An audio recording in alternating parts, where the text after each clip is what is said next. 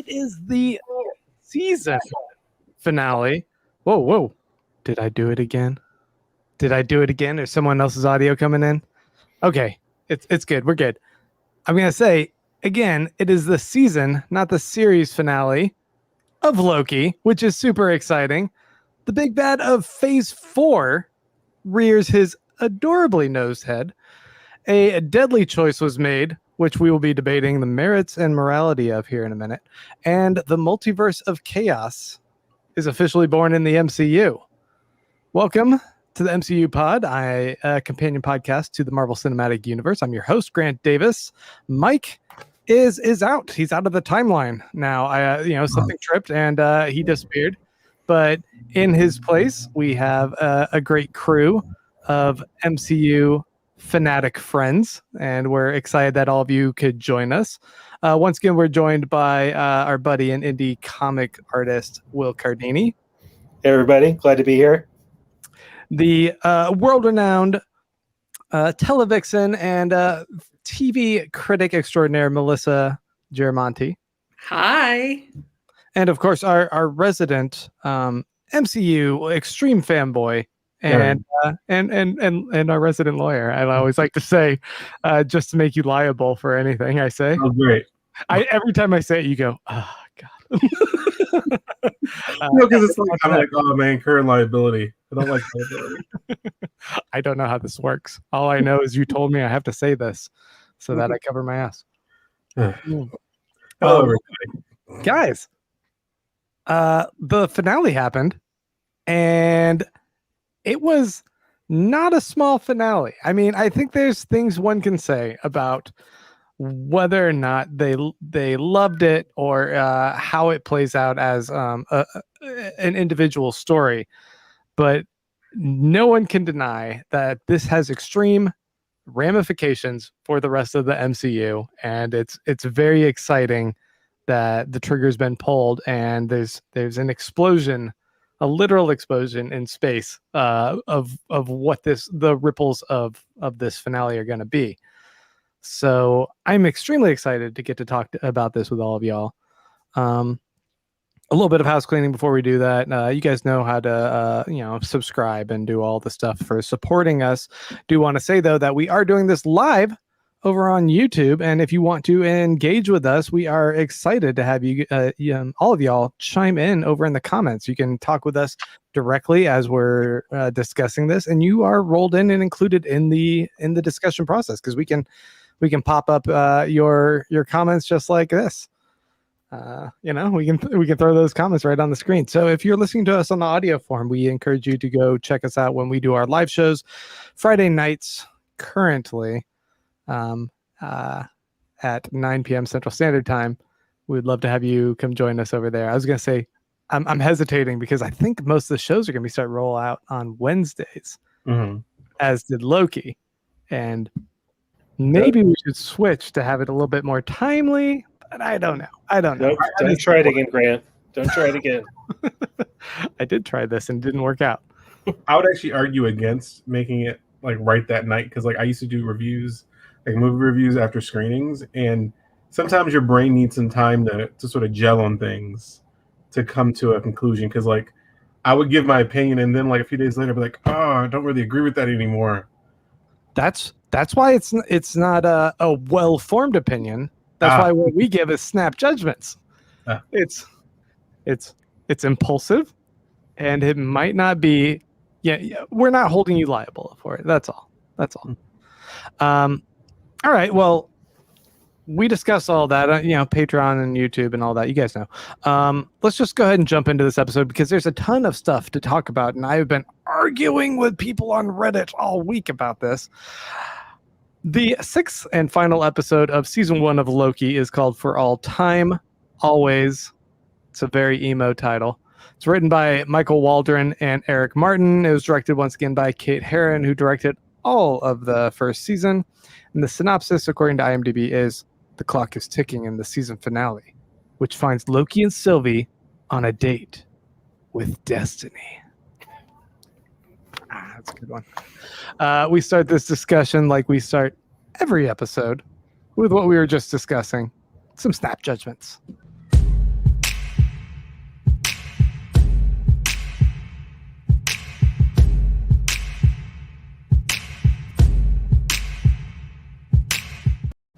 All right. Who wants to start? Melissa, you kick things Ah, off? sure. Well, snap judgment. I thought it was perfect.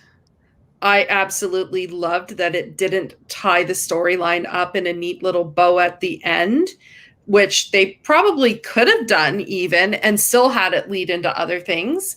I like that it left things like it left us all questioning, like, oh God, where is this going to go? Jonathan Majors, give him all the awards next year, Emmy time. I think him and Sophia DiMartino are definite shoo-ins for nominations for Emmys next year at this time. And some of the theories we've discussed in previous episodes came to fruition. So I was pretty stoked by all that. That never happens for me. It was extremely exciting. Yeah. And that's all I'll say for now. Okay. Elliot, what were you thinking? I really enjoyed it. It's weird. Like Loki, I'm of two minds about the entire series of Loki because I enjoy it, but it's just not my favorite flavor. It's like I had ice cream, but I had like strawberry ice cream. And I'm like, this is very good strawberry ice cream. This ended very well, but it's just not my favorite. So like I'm trying to separate the criticism. It was very, very well done. I thought Loki's arc was really, really well done. And introducing that villain and giving him just almost a half an hour of an introduction time, if he's going to be that much of a focal point for at least phase 4 and probably phase 5, I thought was very good. And I thought it was just a good conclusion to the series. You felt not a conclusion, but a conclusion to the season. You felt some closure. They left a lot open, and they even put questions to you that you can like sort of tease out in your own life, which I love in media. So I just really enjoyed it. I thought it was. I'd give it like 4 out of 5. Okay. I just gotta say that strawberry is my favorite ice cream. Oh, So I feel this all tracks. For I how thought your favorite ice cream would be like beer flavored, like some IPA ice cream. Oh my God, that sounds awful. It's like, try this. It's so bitter. I want my ice cream and my beer separate. Beer floats. Beer floats though. Guinness and vanilla ice cream. Mhm. Delicious. Get a good stout. Loving it. Will, what's your snap judgment? My snap judgment is that I had some vegan lavender honey ice cream tonight, and it was so good. It was so good. And but we're not talking about WandaVision here. We're talking about sorry. So Loki, which is strawberry. Loki was great. I loved it.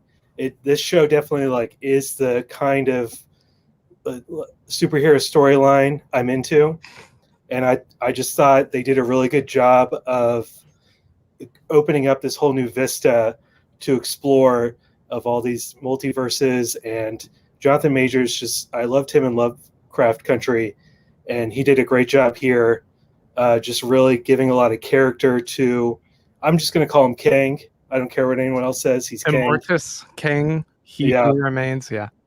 And but I'm also really excited that they brought it back to the TVA because I just love the set design of that. And so I'm looking forward to seeing more of that and maybe explore more of how that works, because I still have a lot of questions that I would love to see more behind the scenes. And really my only negative mark is that there were no jet skis. Well, they gave us a season 2, which is an apology for no jet skis, I think. They know what they're doing. There's still time for jet skis. I mean, I'm right there with the more positive of y'all. I absolutely loved it. I thought that if this was a series finale, it would have once again dropped the ball. And I think it's a weird thing to ask the audience to sit there while a brand new character that you've never met before gets to sit and monologue for, like Elliot said, 30 minutes. But the fact that he nailed it and he put on a Dark Knight Joker-esque performance full of bizarre idiosyncrasies and weirdness that made it captivating while we sat there and listened to all of this is just a testament to incredible acting, and a really well thought out villain for opening up the floodgates for what Phase 4 is, as well as setting up a very interesting question and debate of who was right between Loki and Sylvie with their actions, which is definitely something I want to get into and talk about with you guys. But before we do that, our audience also had some snap judgments. I want to hit on some of those. James Worms just simply said, "I loved it." Nicole Jackson says, "How much power does Miss Minutes really have?" And yes, I think that's something we should also get into. I'm told I should not argue on Reddit, but I will, which is, that's actually just sound advice. That guy says, "It was King. I repeat, it was King. The YouTube theorists got one right." Can I jump in just real quick on, Yes. on the theory? The thing that makes this show 100 times better, one of the things that makes it 100 times better than Game of Thrones, is that they were like, hey, the YouTube theorists and the Reddit theorists might guess this. They didn't go, let's avoid it so nobody knows what happens. They said, okay, well, let's just make sure that even if they know what's going to happen, we make it really good. Right. They didn't just go, I don't want people to guess my story. Man. I don't know if everyone who guessed that they thought it was going to be Kang also guessed that it would be He Who Remains, or that those characters be one and the same. They thought if it was going to be Kang, it was going to be the much more diabolical, evil, ha ha ha, I'm controlling it all, right? But even so, I feel like, there's going to be someone who guesses these things. That's what a collective intelligence of ideas is gonna kind of pan out with. So you're right, though. I think it was a good point. I really hate the Game of Thrones ending, and it just burns me so much, and I'm just so angry. 100%, that's fair. Idlone says the actor for He Who Remains was amazing, but it felt more like the end of Act 1 than a season finale. Too many open threads. Will Morris says, I enjoyed exposition, the series. John Kelling says, Immortus ate the hell out of that apple. That entire conversation was captivating. And I'm right there with all y'all. I think there's a lot of fun we had a lot of speculation for what it could have been, and I'm glad that it didn't end up being that it was another Loki at the end. Honestly, I thought that might be a little bit weird. I'm glad that it wasn't Doctor Doom at the end. There is something to be said for having it actually be Kang, who is supposed to be the big bad, and they might hold until Ant-Man Quantumania, that they do really believe in the power of these TV shows being a part of the MCU instead of, how they did Agents of S.H.I.E.L.D. dirty. And so dirty. They just are like, we don't really believe in you. You're not canon anymore. And it's crazy because it's like Sam Jackson shows up in Agents of S.H.I.E.L.D. there. And Sif. And Sif. And then Kevin Feige's like, nah, not feeling it. I love it. Okay, well, let's jump in and talk first about the intro sequence, because I thought there was something really interesting going on here where we start in space with all these audio tracks that are overlaying of one universe. And then we cycle from that universe, which seems to be our universe that we've been watching all of our MCU people from, all the movies thus far. And we jump through a black hole into another universe. And once we go through that one, we start hearing audio clips from the TV shows, which makes it think that WandaVision and Loki both belong in a separate universe. That's not our universe. Before it kind of settles on Loki and Sylvie in the void about to approach the castle. What did you guys make of that intro sequence? Melissa, did you have thoughts on it? Not so much. I just kind of liked it weaving everything together and reminding people, like when I heard the Wakanda Forever, I got a little emotional. Right. But it was neat, and because it was kind of like it piggybacked off of like the opening credits, like they did that so seamlessly, so it almost felt like an extended credit sequence. So I thought that was kind of neat. I hadn't noticed though, like that you mentioned, Grant, about the TV shows being kind of contained on their own, separate from the films. I hadn't noticed that, but that's kind of clever too. But yeah, it was a but I'm not sure. it was a great start, and I was like hooked. I'm like, yes, give me more now. It almost, with the interlacing of actual people. You have like Neil Armstrong, you have Greta Thunberg, quotes from different people from our reality interspliced there. I wasn't sure if the insinuation was that our version of the universe also was like existing within these realms, and it could have been those quotes were happening from our televisions, and like what if the idea is more of the MCU exists as a series of films in one universe, and in the other one we get to the quotes from Loki and them, and it's like, no, those characters are real and in that multiverse. I don't know, crazy theories. But the idea that it who knows when they play with the multiverse what direction they want to go. No, it's interesting to hear that, because like I didn't get that at all, but it's interesting because like I just thought it was just a really good way to sort of get you right into the episode. Like if you're sort of like if you have a hard time sort of getting invested, it just was like it put you right in.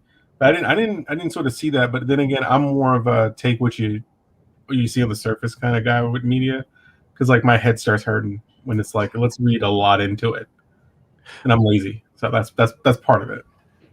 It's possibly not that, but okay. If let's jump onto back into the void. We're in the void, and they've crossed the green veil, the Rubicon, into the castle, the evil castle, and it feels very haunted. And then Miss Minutes pops up. Did any of you guys jump? I did. What'd you think of Miss Minutes, Elliot? I was like, I watched it right at 2:05, and like I had just finished working. So like I was like tired, but I was like, I want to watch this now so that Twitter doesn't spoil it for me.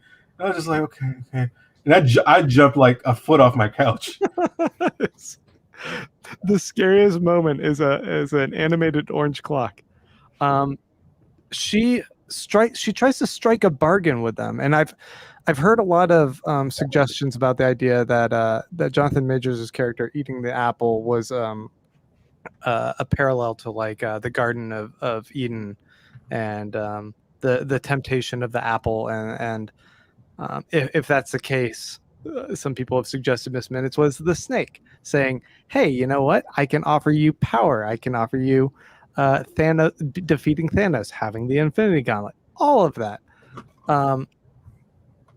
And this was much more a temptation for Loki than it was for Sylvie, but it also was a good setup for driving the wedge of conflict, I think, between them later.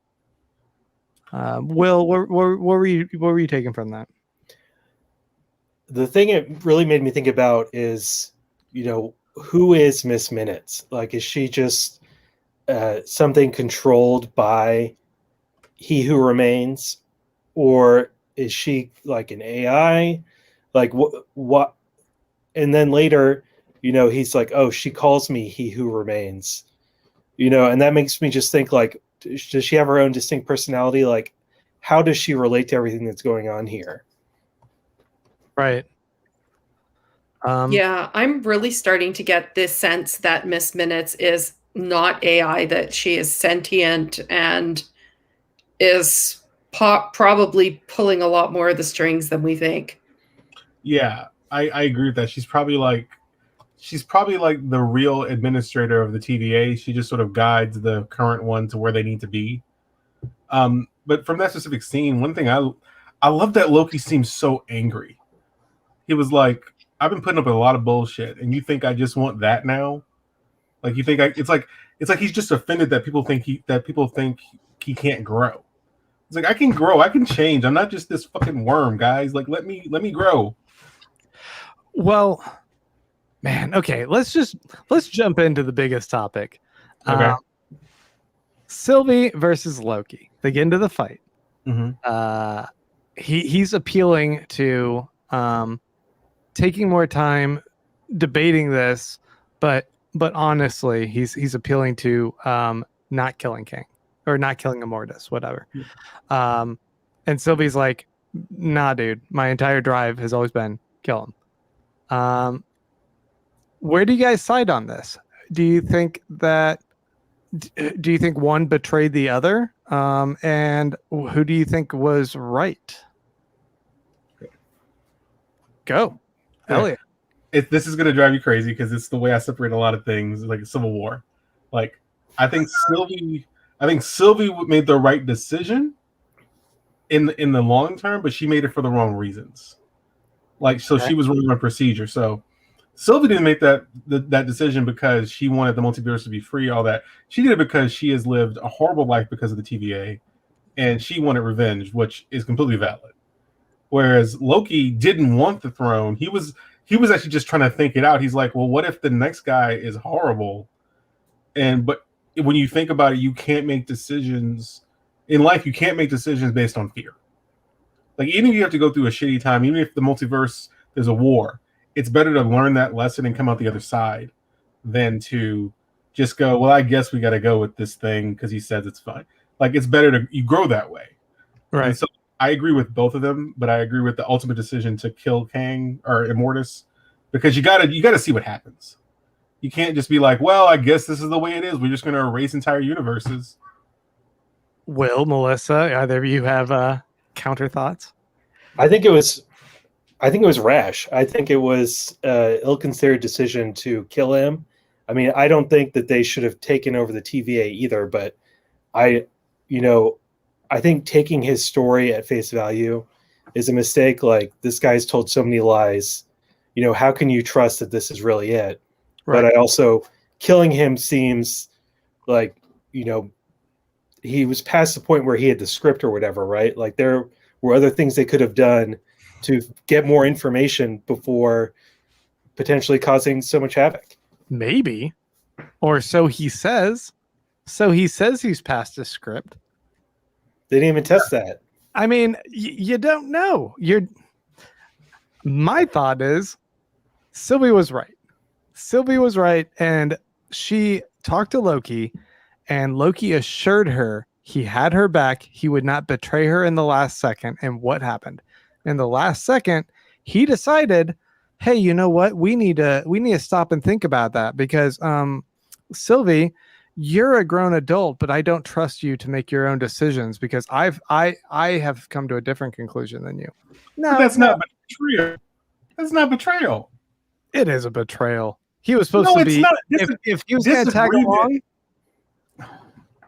I think that if he was going to tag along, then she brought him along to have her back, and him waffling in the last minute when he knows her drive is vengeance for.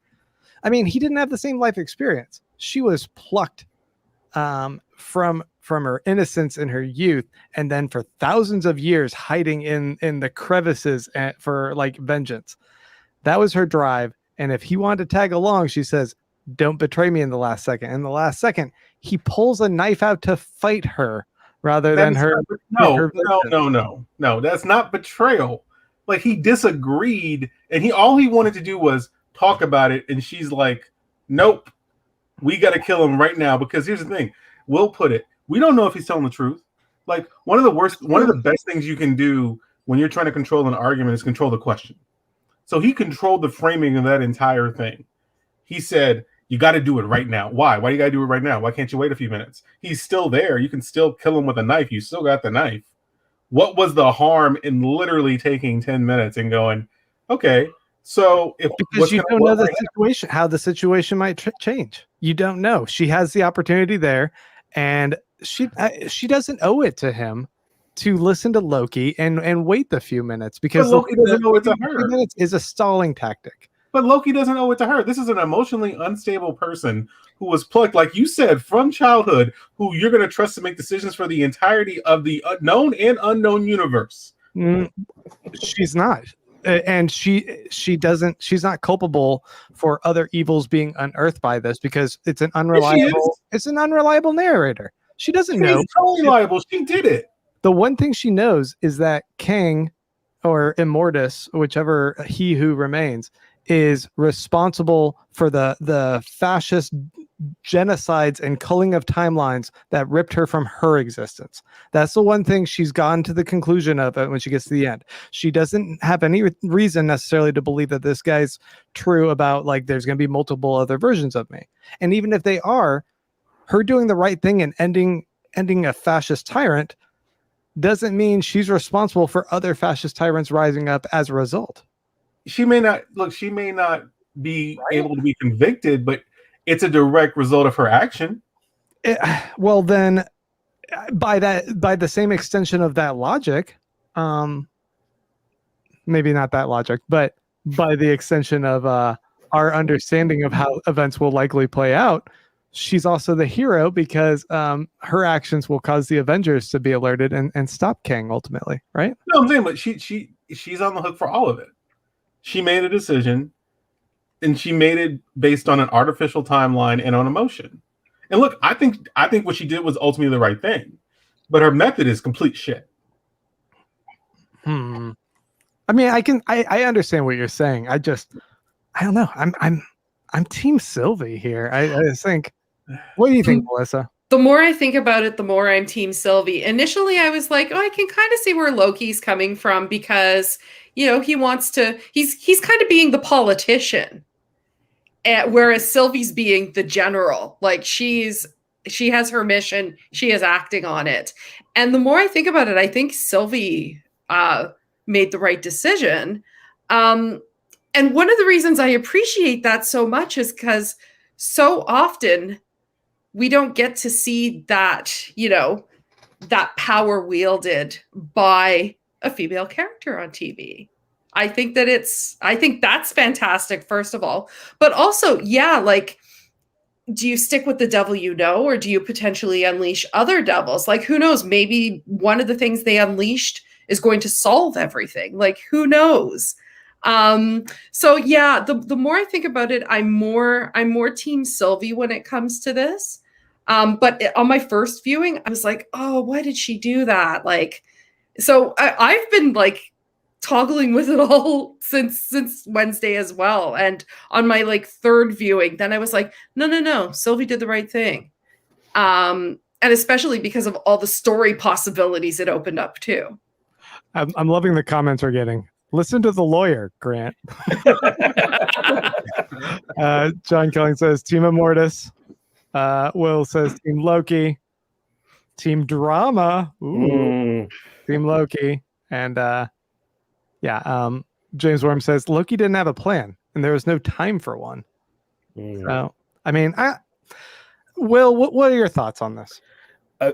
I think that, if we're going to talk about philosophically, like, am I in favor of free will, even if there are bad consequences, or am I in favor of a fascist time-traveling organization destroying whole universes and killing billions of people? I'm definitely in favor of the free will, like, no matter the consequences.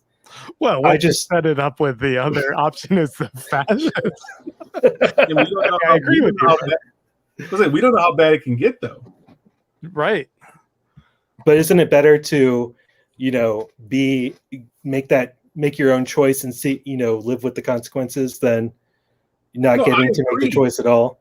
I agree with you. Like, I think it was the right choice, but I also agree with you that they could have taken half an hour, like, get a coffee. Right.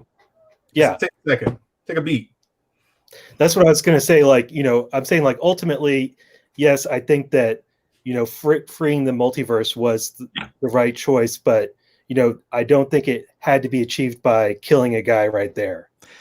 Here's a question: If you have a 1,000 years of hiding in apocalypses to think over the different scenarios in which you might find yourself, do you think maybe you have taken enough time to think, yeah, I'm gonna kill Immortus? I mean, maybe you don't come to you never in 1,000 years come to the idea of like that's gonna be what's at the end of the castle, but you know, I it just feels insulting for Loki. This last minute tag along on her mission of vengeance to be like, hey, let's think about this, and it's just like, hold up, dude, who's all puppy dog love all over me. I have thought about my vengeance. I can also hear the explanation of what Immortus just told me, and I can make my grown up decision that I'm going to put a dagger in his heart. But here's the problem. You have a standing problem because they both have an equal standing to this decision.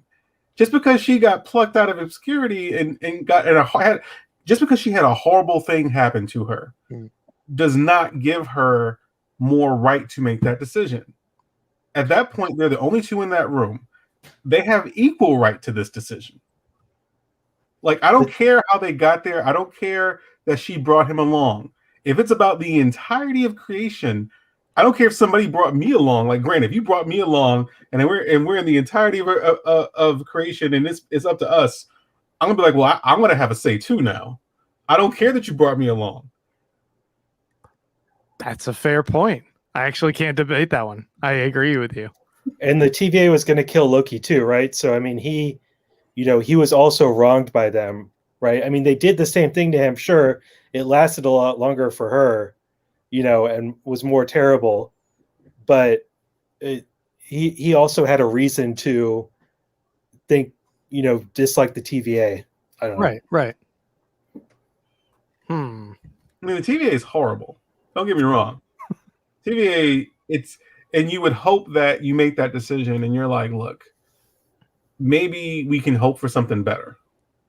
Because the last thing I think Loki would ever want is to be in charge now. Because his arc has put him past that.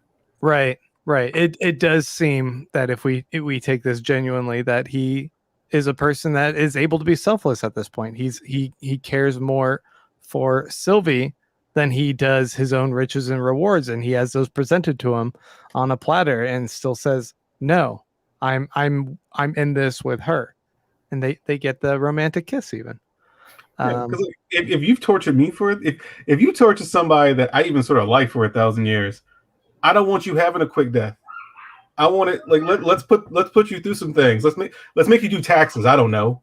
Like make you do some work. She did stab him in the gut. It seems like a Mr. Pink and Reservoir Dogs situation where he might bleed out for a while. I don't know. Like, there's more that needs to happen to that guy if he was running for 1,000 years. Here's a question then for you guys. When Immortus, or he who remains, just call him her. when he pulls up the papers and he's saying, "Oh, at this point, I don't know what happens after this." Do you believe that? And if you do, why do you think he couldn't see beyond at that certain point? It just makes no sense. Like, that is what I've been thinking about for the past 2 days. It's like, who's writing these scripts? Is Miss Manners writing these scripts? Like, how has he like lived this moment before and then something happens and now he doesn't know anymore? I mean, it just doesn't, that whole thing to me, I thought it was clever because it's like, he's handing them the TV show script, so it's kind of like meta, and that was cool, but I don't think it stands up to scrutiny.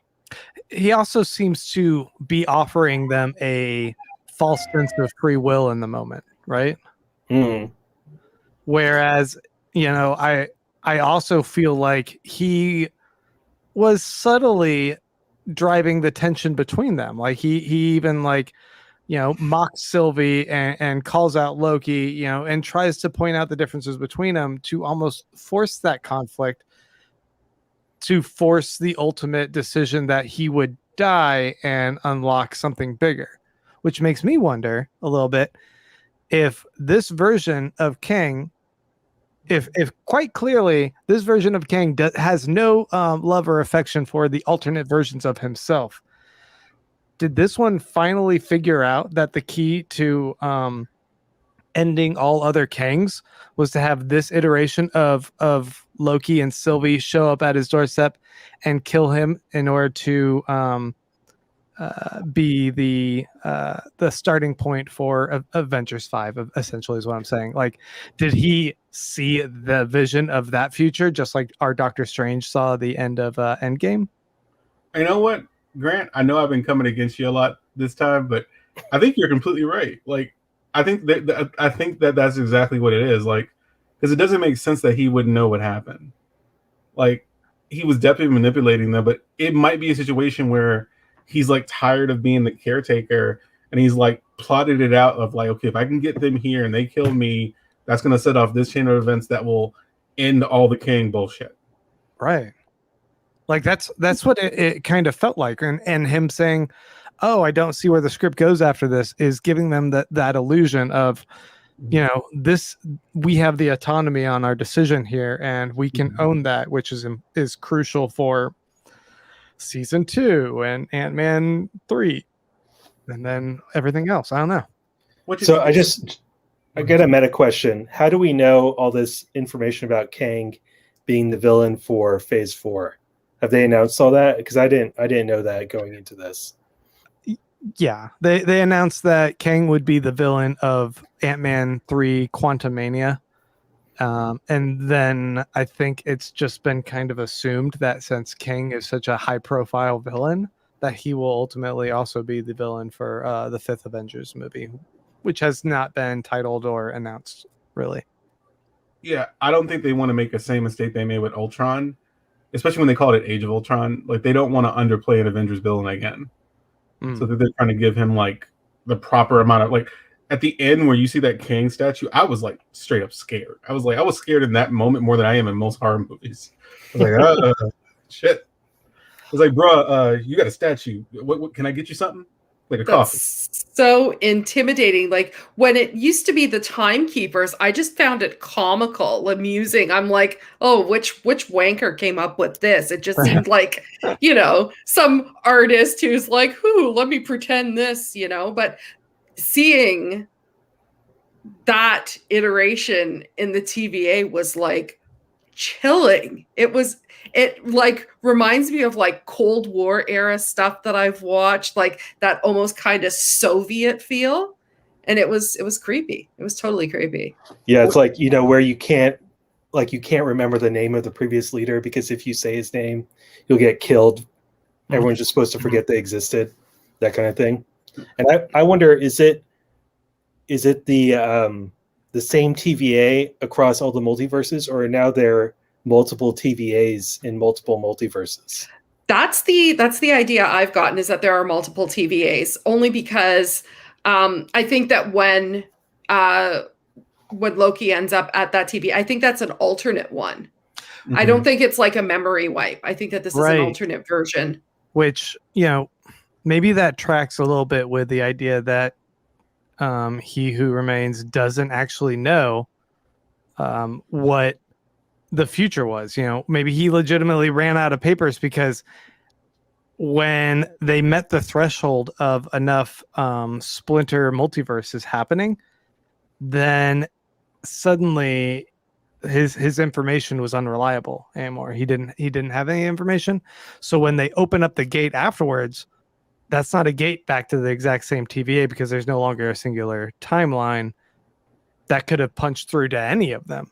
And apparently it went to one where not only does Mobius not have the same relationship with Loki, he straight up doesn't even seem to recognize Loki as a Loki, which the implications there are that the Loki in whatever timeline that our Loki is in isn't a player within that TVA. I was like, how cool would it be if the TVA that Loki went to at the end of the show was a TVA for us? Like, that was like our universe TVA.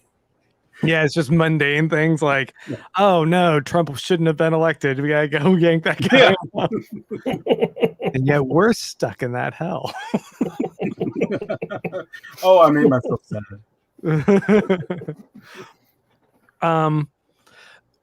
So given this is the final episode of the 6-episode series, what did you guys think of Loki's arc here, as this is kind of the second iteration of the Loki arc we've gotten, given we had to jump back to 2012 to redo it?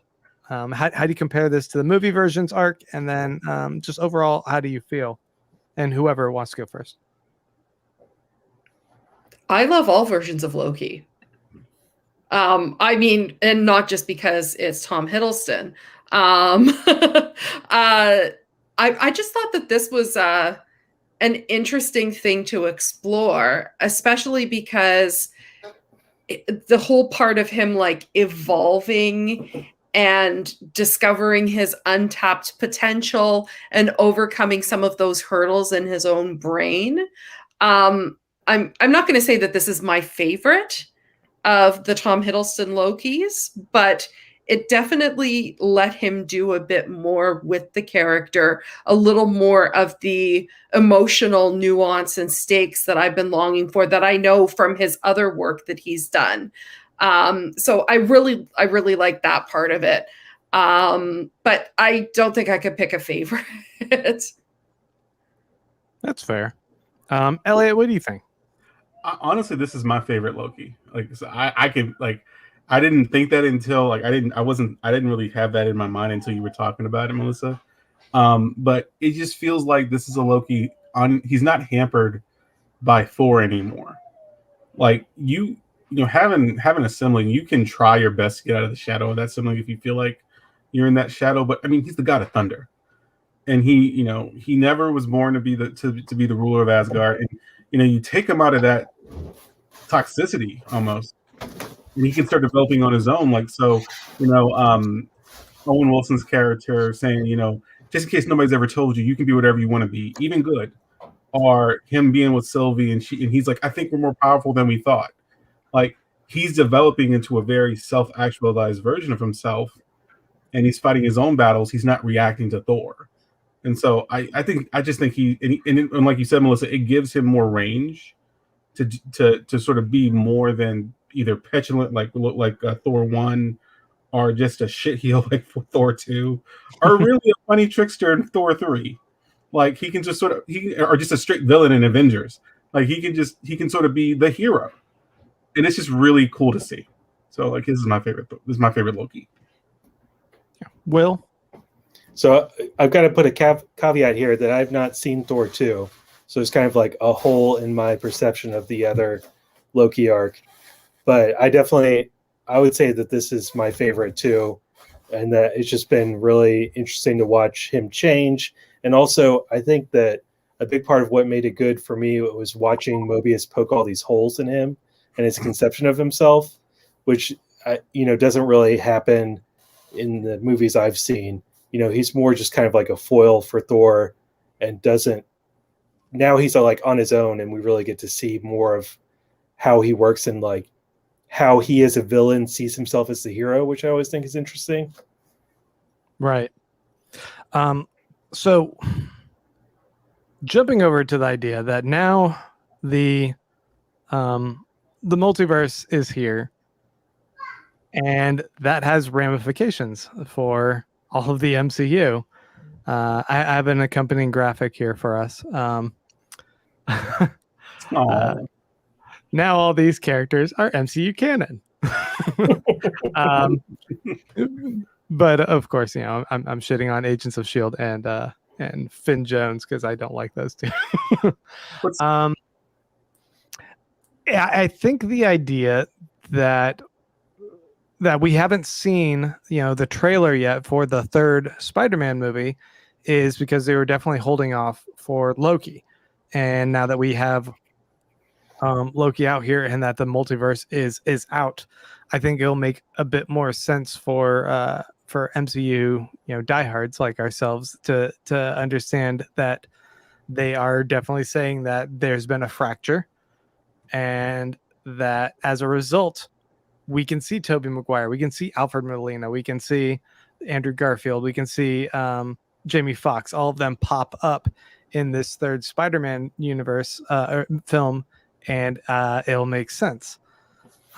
Additionally, we have the What Ifs series, which is coming on TV August 11th, and that seems completely based on what if the multiverse exists. There can be so many alternate iterations of our favorite characters, and we can explore those storylines.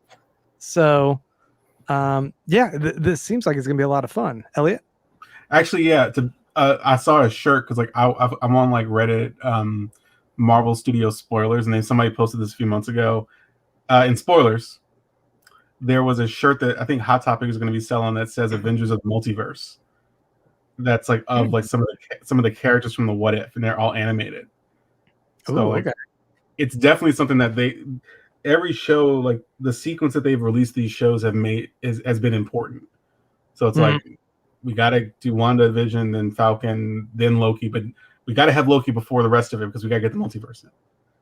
Like, which, Doctor Strange 2 is into the madness of the multiverse, or whatever it's called. The Multiverse of Madness, I think. That one will have Doctor Strange and Wanda and Loki like all in the same movie, where it seems like Doctor Strange is cleaning up the mess that they've made. I was telling my wife we were watching before we started recording because I wanted to just remind myself. I'm like, I just feel bad for Doctor Strange, bro. Just sitting at home, probably drinking a beer, and is like, what shit? Something's happening. And she's like, well, he has the time stone. I'm like, no, he doesn't. That shit's gone. He's sort of fucked. Right. Oh man, there were all these theories at the beginning of the season when Loki opens up the drawer and sees all the time stones, where he's like he maybe pocketed some and was going to be using them at later junctions when he would zip through the yellow doors, but that never came to fruition as far as we know. But he does know that they exist now, and he could use that as part of the TVA. Loki as a godlike being could probably wield that a bit better than Hulk or Iron Man, who could not quite clearly handle using this. So I just wonder if that could be a little bit more at play in the second season, and it could be really interesting to see the idea of like, what if it wasn't world domination with which you were using the Infinity Stones, but a little bit more casual, just cleanup of problems here and there. We're just gonna keep things orderly. Yeah, that's interesting to think about. The other thing, when you were mentioning like some of the other characters in the upcoming Doctor Strange, I don't know if any of you have heard anything. I haven't seen anything further, but apparently they have confirmed that Catherine Hahn is going to be in more as Agatha, but I don't know if they've actually announced what she's going to be in. I don't think they've announced what she's going to be in, but yeah, she will be. Yeah. I mean, technically, the possibility is still there for them to have a second season of WandaVision. It's just, that show and Falcon and the Winter Soldier, they didn't announce more TV shows yet. Loki's the first one to say officially that they're going to do that. And props to you, Will, because last week you said that you thought... No one believed me. I felt so vindicated. Even after the episode, you and I looked it up, and we were like, we can't really find the confirmation there until... Yeah. And I was like, there you go. There was a little bit of denial going on, though, from like the powers that be. So they're trying to keep it a secret after it probably did get confirmed, and they were like lining up crew and stuff for filming or whatever. So shenanigans on their part. This is going back a little bit, but I just I'm kind of going to be disappointed when Spider-Man 3 is like all multiverse. We already have a multiverse Spider-Man movie that is fantastic. Like, why remake the wheel here? I just don't get it. Yes, Elliot. And this is a shitty answer, Will, and you probably already know, but this is the most cynical shitty answer: money. Because exactly, animated movies don't make near the money these live-action movies make. They're like, this is a great idea. This is a great movie. Thank you. We're going to make 10 times the money. Yoinks.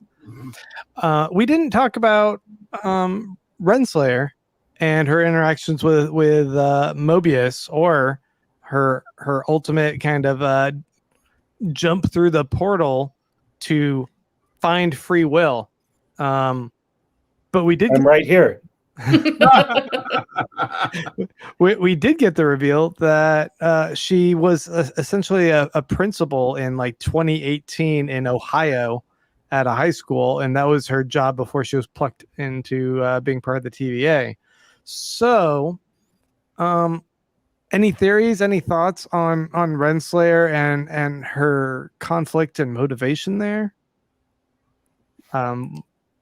Melissa? I still don't.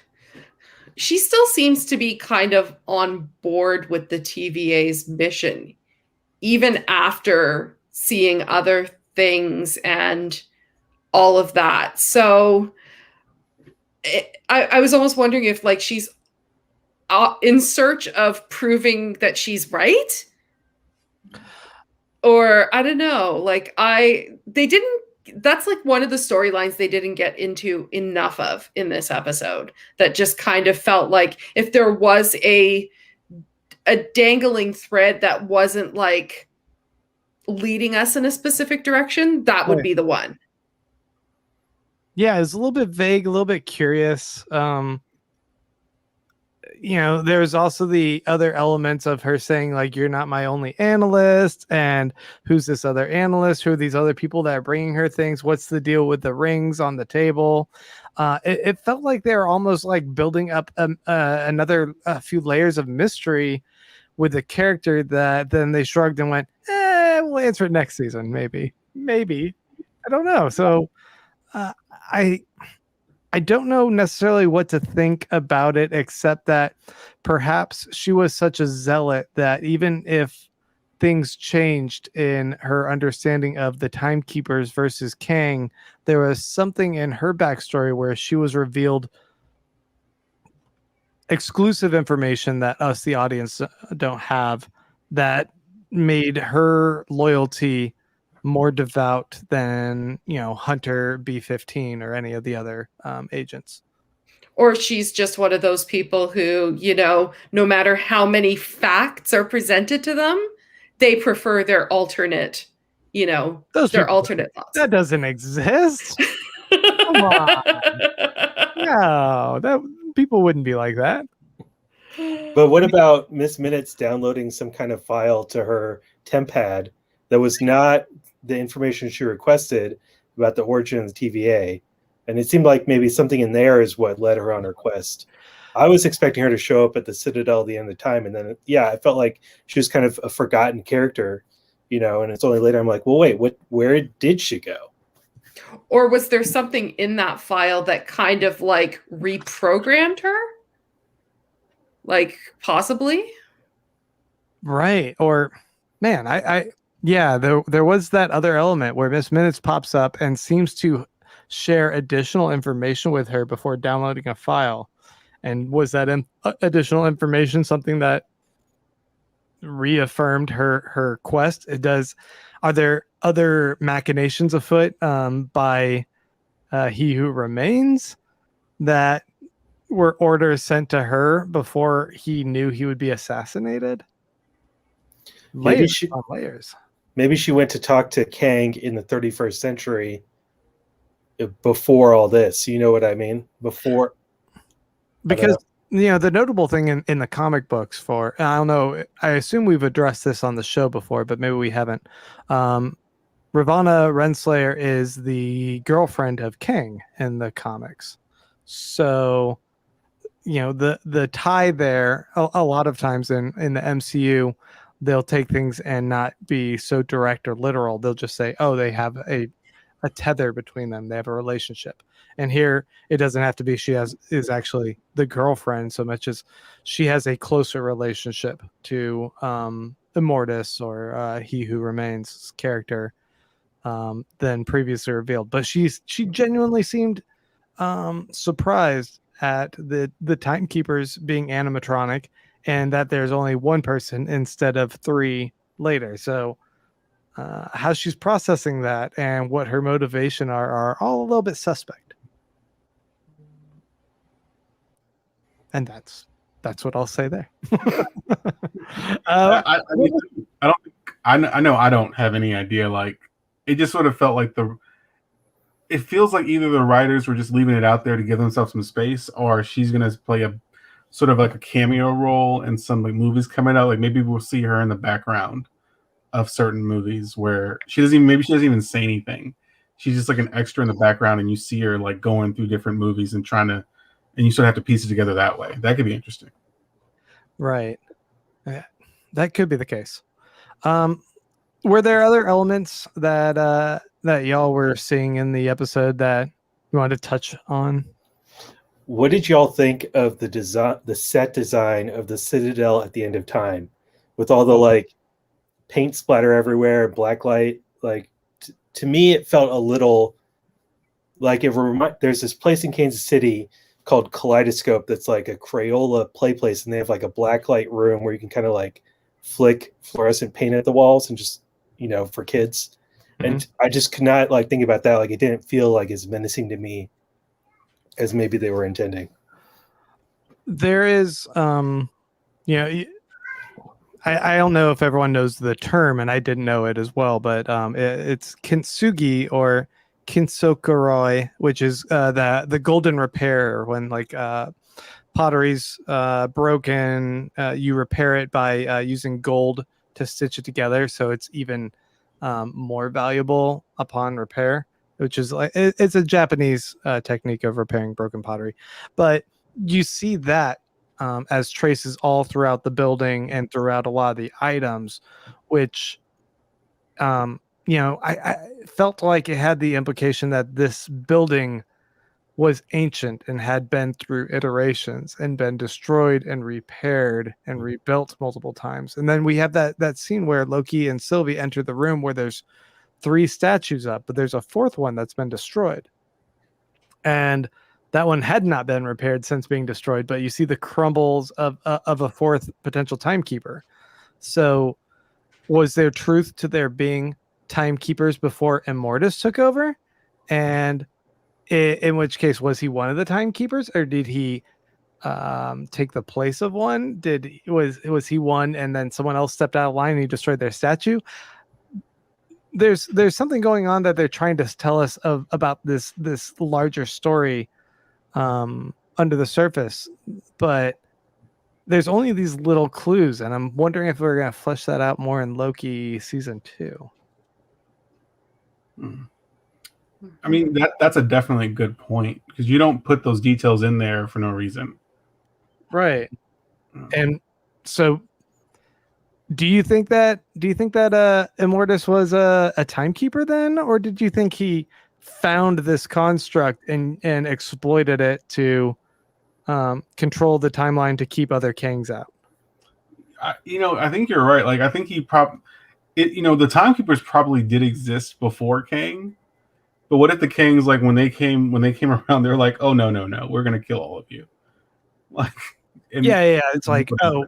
And one of the Kangs found a loophole, went and destroyed the timekeepers, and as a result, just took over the whole thing.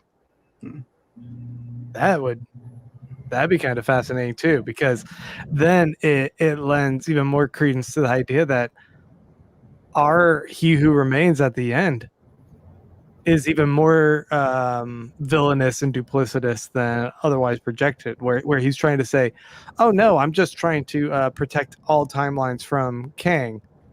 If he also went in there and destroyed the timekeepers and took that over, he's just the ultimate Kang, right? He's the one who beat all of them and became the truest conqueror. Here's your wild theory for tonight. Renslayer was the 4th timekeeper, which is why she still has such an allegiance to it all. Oh, that's a good point. Nice.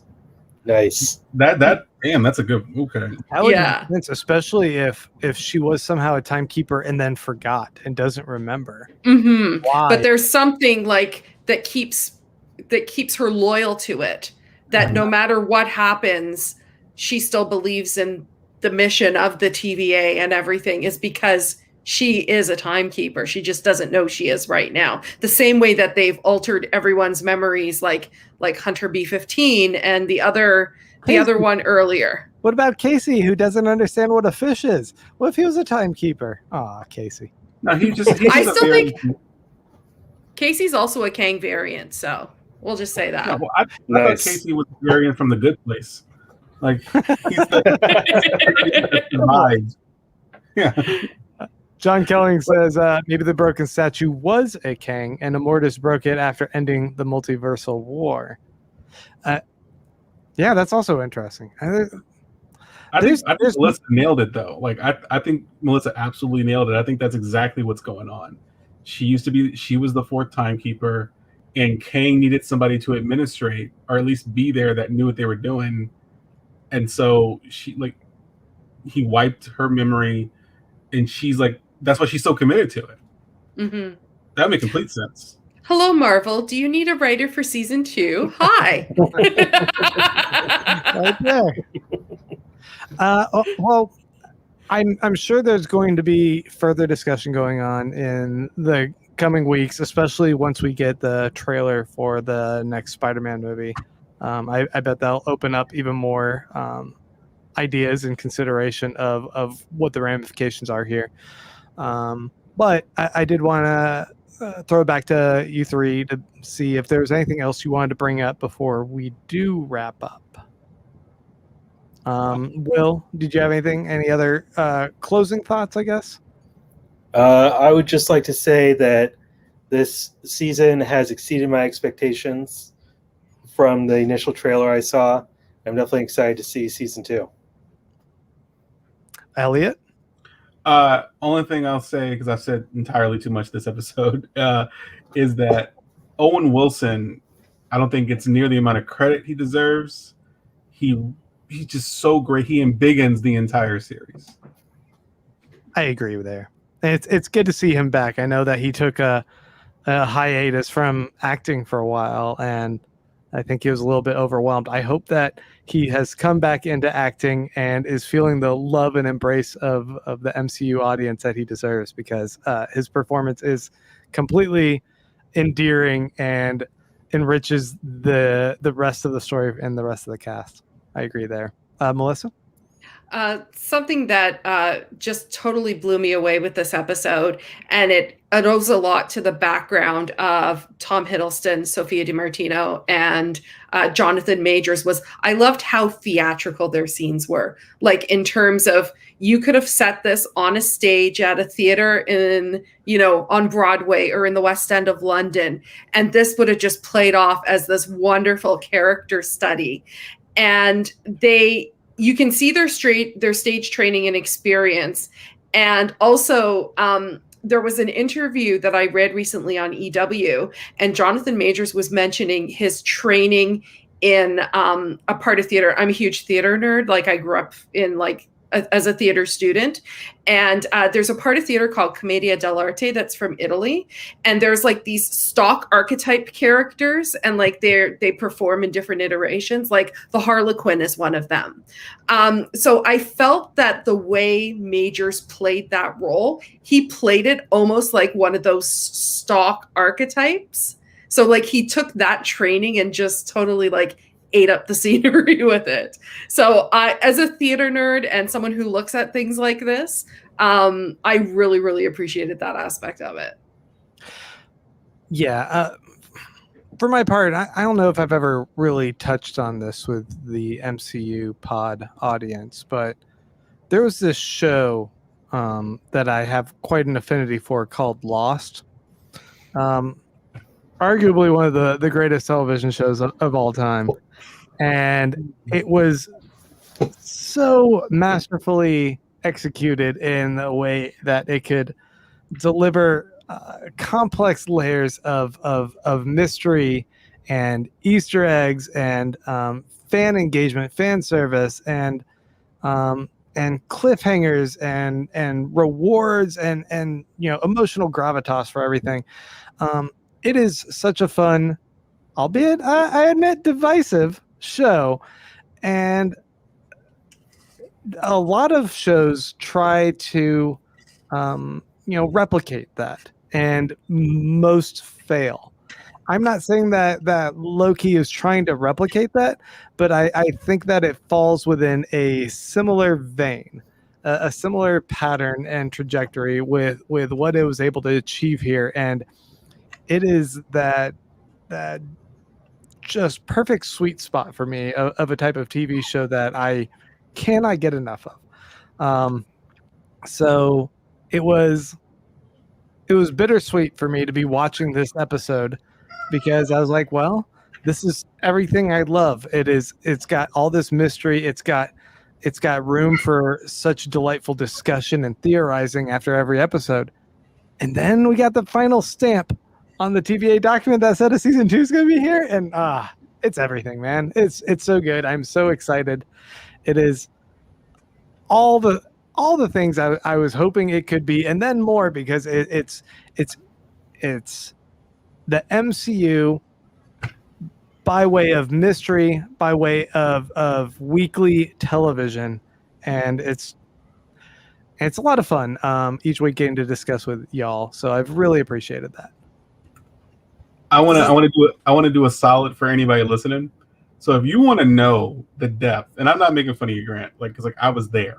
If you want to know the depth of Grant's love for Lost, there's a few episodes somewhere on YouTube. Go listen to like the 5th or 6th season of League of Extraordinary Gentlemen, Extremely Ordinary Gentlemen, that used to be on a website called Spill. You can just hear the love that Grant has for Lost because he's so engaged. It's a joy to listen to. So go try to look some of those up. Thanks.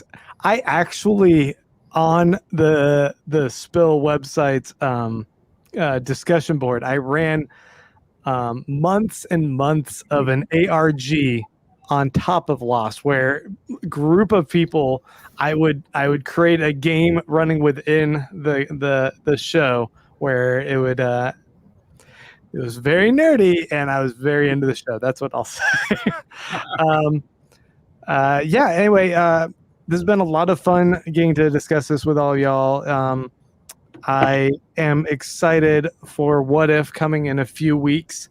I think we are going to take a break next week, but after that, I do plan on being back, barring any particular releases of trailers, which might merit an episode discussion. We'll be back talking about something else tangentially related in the MCU. You'll see a lot of these familiar faces. I'll bug them and get some other people back here as well. And I think it'll be a lot of fun talking about. I'm seeing all these comments here, like mentioning the Valenzetti equation numbers and shit. I'm trying to wrap up, but I'm excited about seeing the numbers here. Anyway, it's like going to a cat. Would you like some catnip? If Loki says we have to go back, I'm going to lose my mind. But we're going to be back, talking about What If in a few weeks, and that's going to be a lot of fun too. And I hope you guys stick around and join us. If you haven't already, go ahead and hit the subscribe button. You know how to do that. And you can follow us on mcupod.com. as well as our we have a Patreon. You can support us there if you want, and I'll do bonus little discussions here and there that are just for you guys, where I go crazy and theorize and shit. I want to thank you three for joining us this week. Elliot, where can people find you? Here on the MCU Pod. Find Elliot here, so all the more reason hit that subscribe button so we can follow Elliot. Melissa? On Twitter, you can find me at the Televixen, or you can find me at my podcast's website, which is femtvpodcast.com. Right on. William, at William Cardini, where can people find you? On Twitter and Instagram, and hypercastle.com is my website. I just put a new comic out, so check it out. Yeah, you did. I'm excited. I think mine's in the mail. It is. Wait to read it. You can find me at Baron Von Grant. You can find this at MCU Pod. You can find us at youtube.com/MCU Pod. I also do a beer podcast, which you can listen to, which is The Beerist. It's releasing new episodes every Monday. If you want to hear me be even cruder. I don't know why anyone would want to, but I get a little cruder there. You can listen to that. I also do a Star Trek podcast with Mike, which is Star Trek Discovery Pod. You can check that out, and we do new episodes most Thursdays. I think we're currently alternating until one of the shows comes back out, so it's every other Thursday. But we just talked about some character called Q. Yes, on yesterday's podcast. He's a weird time traveling alien thing. I don't know. I don't know much about Star Trek, but you can check that out as well. And I'd just like to point out that yes, that's the award-winning podcast, The Beerus. You can listen to me on where I'm crude. Once again, it's very crude. Thank you guys. We're going to be back next week or the week after. I'll let you guys know. Just stay tuned. But oh my God. I was about to wrap up and I realized I forgot one thing. I have a video to share with everyone. Oh, you may have quit too early, some of you. You may have quit too early because I got a delicious Loki video for you. I'm going to play it right now.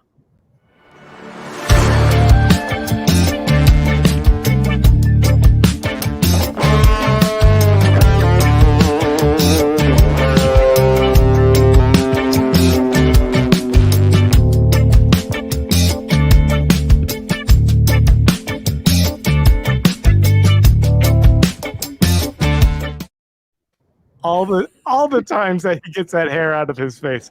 Oh, it's so good. That hair's rough. It's beautiful and luscious, and he's a perfect specimen. I was like, I have hair envy, so I would love to be able to do that. I hide mine under a hat, so I understand too. All right, guys, we'll be back soon, so stay tuned. And until then, MCU later.